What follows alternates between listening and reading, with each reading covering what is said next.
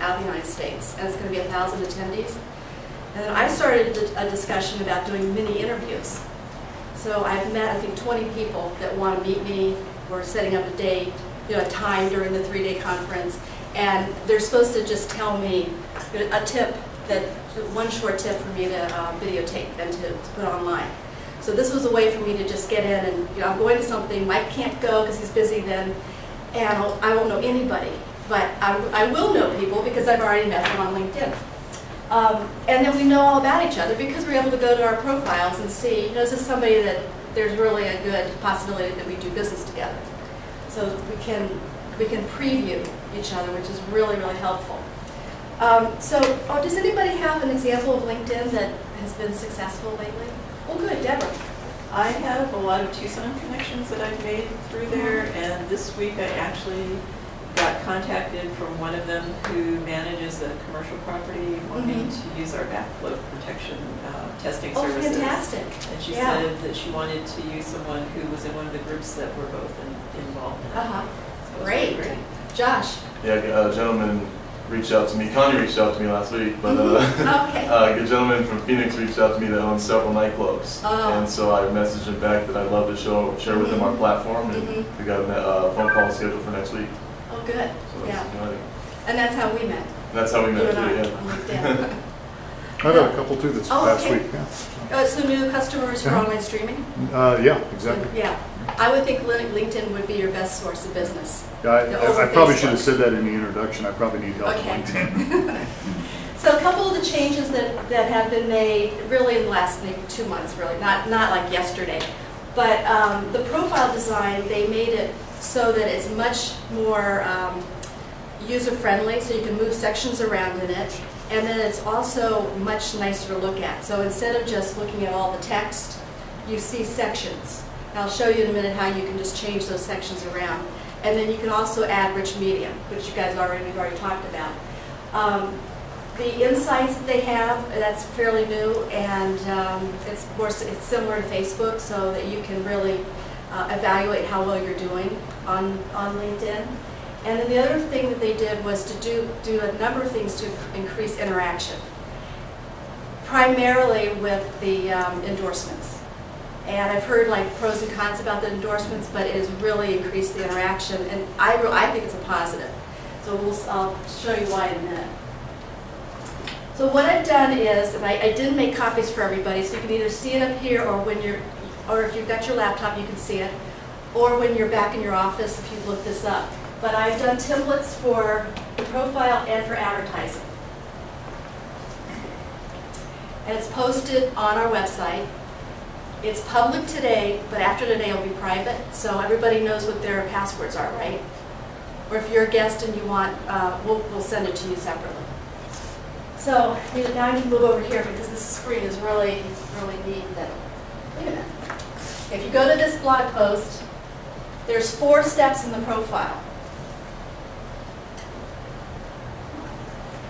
And, okay, up here. Is that cool or what?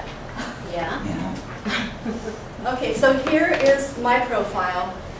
And what you find on this template is that I go step by step and explain what you do. So if you're even somebody that hasn't even opened your LinkedIn profile, this starts off with the very first thing.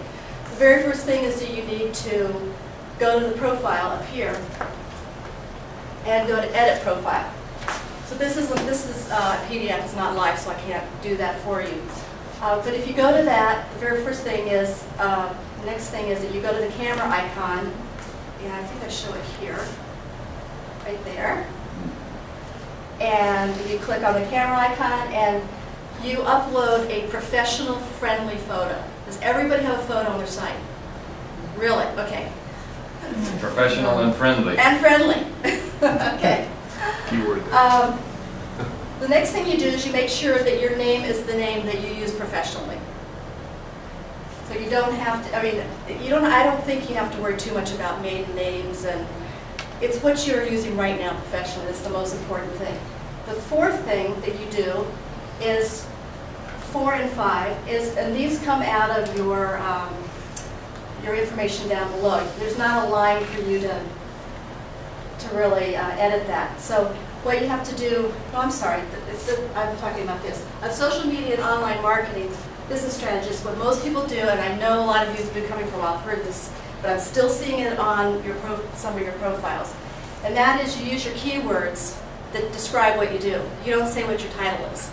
So even now, a lot of people that seem to be very savvy with social media, they have CEO in the name of the business. Well, that doesn't get you found. It's going to be again later on. So notice what I've put. Social media is my first thing, online marketing, and business strategist. Those are my 3 major keywords. Does that make sense? Mm-hmm. So, going down to 5. The next thing you're going to do is go to the contact information to edit.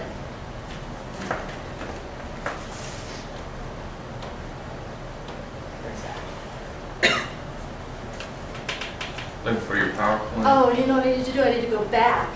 Yeah, just hit the little PowerPoint button down in the bottom. There you go. Okay. And click on the one that's highlighted. There you go. Probably don't need And to you'll go have quite to that back far. up. There you go. Okay. So back here. I get used to this. LinkedIn profile step 2. So now we're looking at each of the sections. They don't give you the option on activity being the next one. So unfortunately, they don't, because I would put it down further. But after that, there's an option, and you can use this this arrow to then move it around and move it up. And so my recommendation is that your summary be next. And make sure that your slide share is connected. And it will have every single slide share. You also have the option of adding rich media, and that's this button right here. So if you want to upload a video, what else would you upload in rich media, Mike? Well, you have a so I mean anything that you would do on a website, you could literally do there because it will take HTML. So you know, what do you want people to see about your a PDF would go there. What do you want people to see on your LinkedIn profile? Maybe your proficiency with art, or if you're a designer or something like that.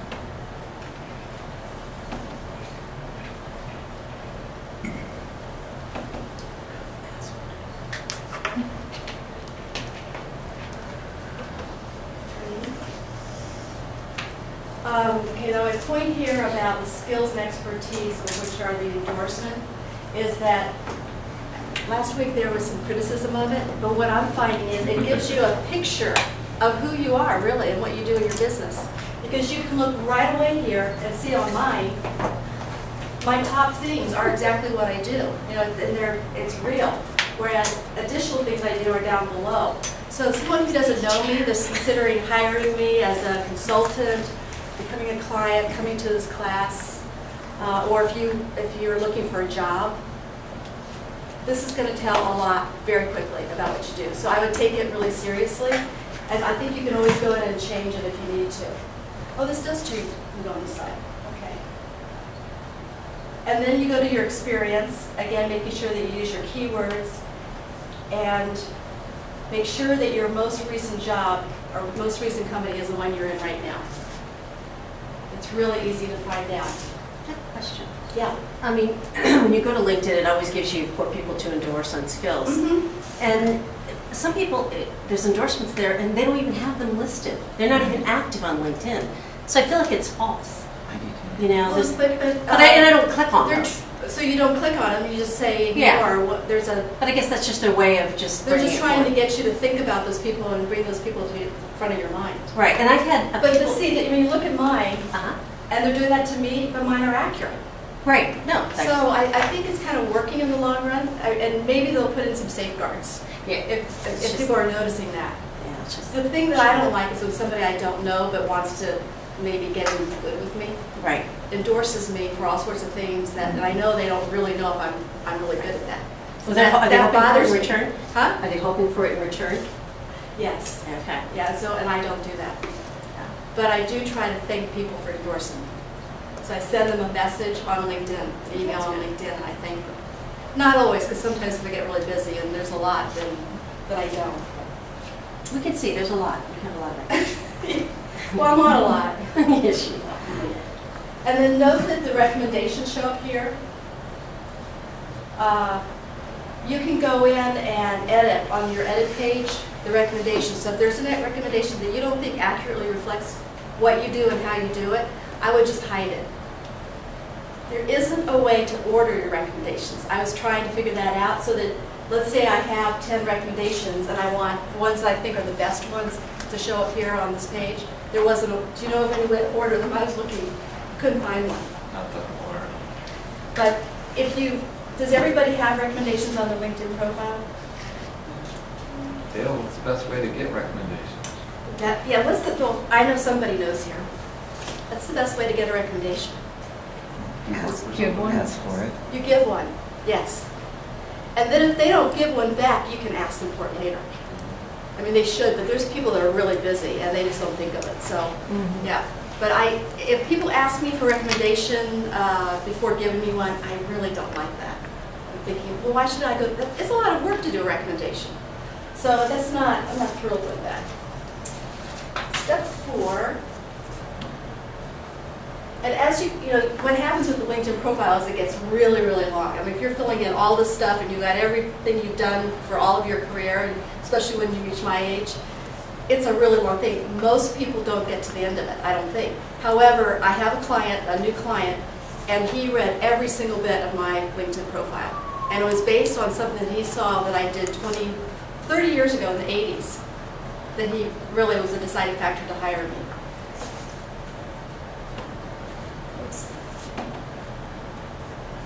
There's probably a faster way to do this, Mike, right? Yeah, it's okay. You're doing good. Okay. So your education, and like, so you can see where I'm falling down here because I don't have any of the images or documents, but my education is quite a while ago. Keep it up to, if you're just going to school now, make sure that you start putting these things on. Like if you have a thesis that you've written or some kind of video or slideshow, get that up there. Definitely. Because mine, I don't have mine digitally because they were from the 80s. Languages, don't forget languages and to say exactly what you know, because I understand Spanish, but I don't speak it very well. And I actually know some Turkish, so I live there. So my tip was most connections won't look down this far on your profile. However, serious prospective clients, strategic partners, and employers will. For your connections and your groups, and then down below even there's going to be news. Most people won't reach that, but it tells a lot about you. So take a look at what groups you're in and how that reflects who you are. You know, maybe I should look at this and think, well, I think this reflects it pretty well. I have 16 more groups, but these kind of represent the kinds of things that I do. I don't have any news I'm following, so because I follow news other places, but that might be a good idea. Okay, so now let's go to advertising. Same place. And here's where, the last time I talked about LinkedIn, I said I was going to advertise for all my Bismarcks. So I placed an advertisement. And it's for our workshop that's on April 20th, our all-day workshop.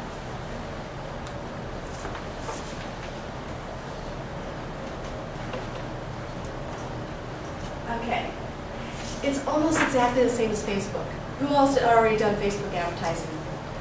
Almost, I mean, if you've done that, you can do this so easily. They said, I think they copied Facebook. So you put in, you name your first campaign, which I named first campaign. I took a screenshot of this. And then you go down, and the important thing is that you already know where you're going to send them and what you want them to do with your ad. So what I did, so here's superimposed. This is the sign up for our boot camp on April 20th. So I'd already kind of checked that page and made sure it was a landing page that would explain to people that when they click on our ad, they're going to the right place and they're hopefully going to do what I want them to do, which is sign up for the workshop. So here's where that is, and once you click on that, it becomes, you can see it. Then you add an image. You have to have an image, absolutely. And what's the next one? You tell us about the success of the ad? Well, I started it. Oh, okay. Yeah. I'll report back. How much did it cost you? It's a minimum of $10 a day, which is different. It's more expensive than Facebook. Because Facebook, you can really get away with making it cheap on Facebook. So the next step that you do, and we'll do the pricing on the third page, but you start narrowing your market. So when you first start out, this is how many LinkedIn members there are worldwide. And just exactly the same as you do on Facebook, you start going to the location. And so if you want North America, which states, and the types of companies, the types of job titles, and gender, I didn't care either one. Age, I put in something for age, the over 25. So, but the most important ones are these three, and the gender and the age. Make sure that you don't have it like just men or just women if it's for both. And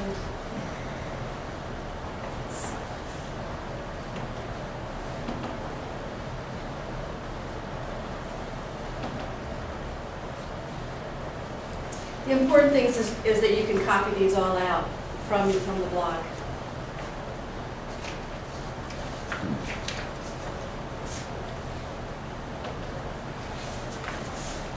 Okay, so here's where you do your budget.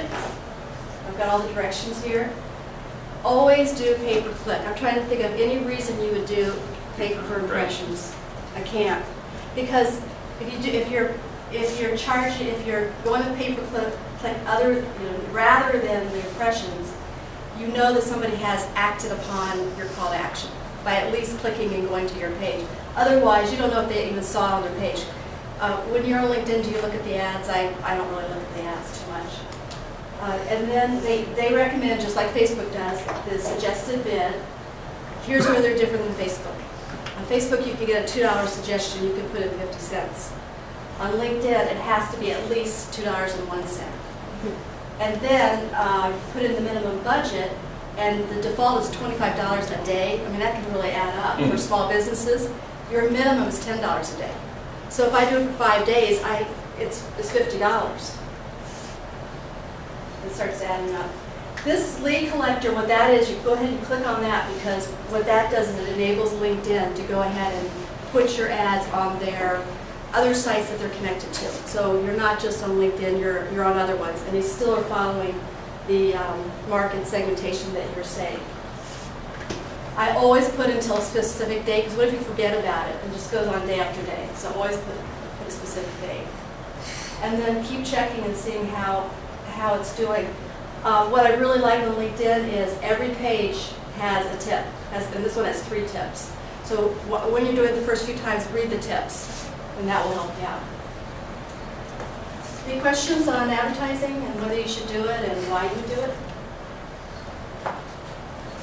I tried to do it a few months ago, and I was trying to narrow down my target, and every time I went to try to do it, it would say my target wasn't large enough. That happened to me too yesterday.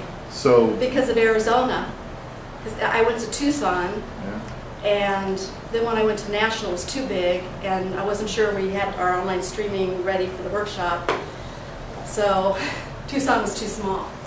Yeah. I wasn't doing just Tucson though.